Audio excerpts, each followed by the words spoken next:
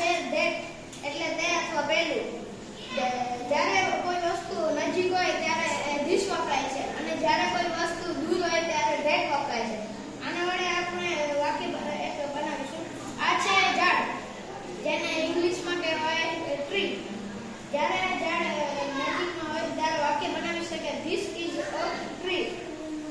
જ્યારે ઝાડને દૂર લઈ જવામાં આવે છે ત્યારે વાક્ય બને